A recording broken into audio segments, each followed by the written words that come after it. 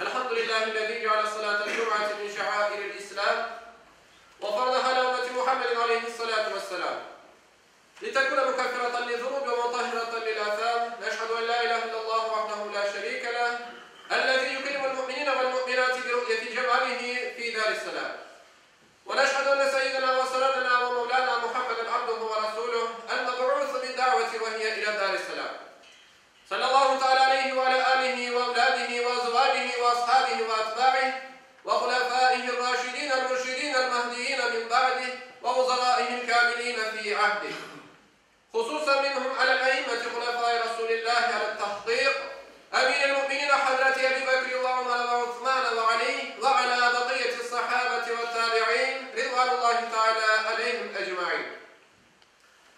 أيها المؤمنون الحاضرون اتقوا الله واطيعوه إن الله مع الذين اتقوا والذين هم محسنون. قال الله تعالى في كتابه الكريم أعوذ بالله من الشيطان الرجيم بسم الله الرحمن الرحيم ثم كان من الذين آمنوا وتواصوا بالصبر وتواصوا بالمرحمة أولئك أصحاب الميمنة. Sadakallahu azim.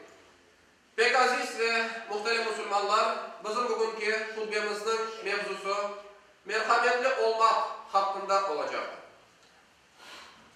Mümin, saygılı cemaat, merhametli bir insandır.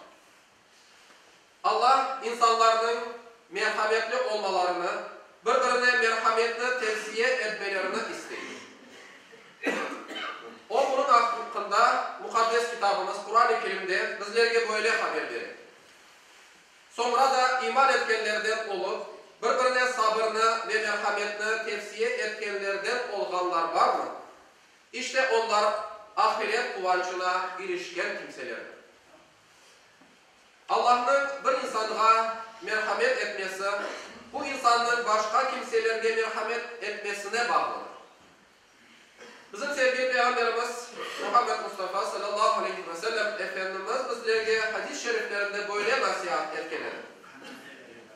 Adamlarga rahmet etmegen kimsege Allah-u Teala da merhamet etmez. Kıymetli Müslümanlar, şefkat ve merhamet insanı yüceltgen yüksek duygulardır. Merhametin gücü şiddet ve açığının gücünden daha da üstündür. Dünya sevgi ve merhamet üzerinde kurulgandır. Allah'ın 99 güzel adlarından biri Rahmandır, diğeri de Rahim'dir. Her ikisi de Allah'ın çok merhametli olganını ifade eder. Merhametin merkası olgan Yüce Rabbimiz bizge elçi olarak yollagan peygamberinin yüreğini de merhametten doldurdu ve bunu bizlerge böyle bildirdi. Biz seni ancak alemlerge rahmet olarak yolladık. Muhterem cemaat, Peygamberimiz Aleyhisselam oksuz ve yetimlerge daha da yumuşak ve merhametli eder. O bir hadis-i şerifinde bizlerge böyle nasihat ettiler. Kim özünden sonra fukari alda korantasını ya da kimsesiz balasını kaldırsa, onu bizge, yani Allah-u Teala'ya ve Resulüne kaldırgan.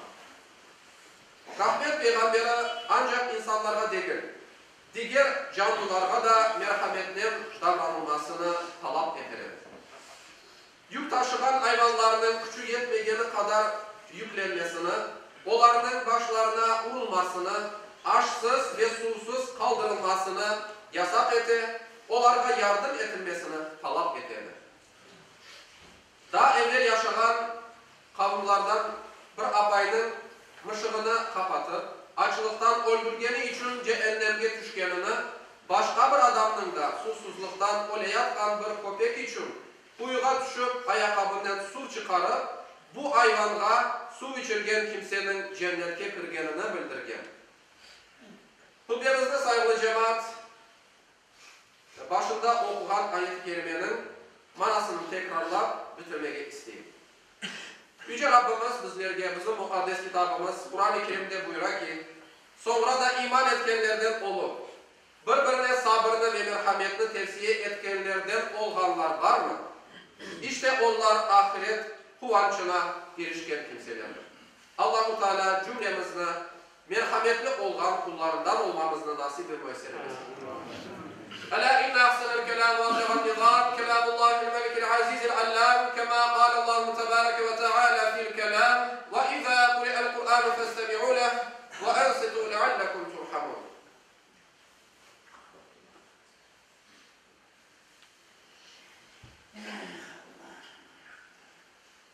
الحمد لله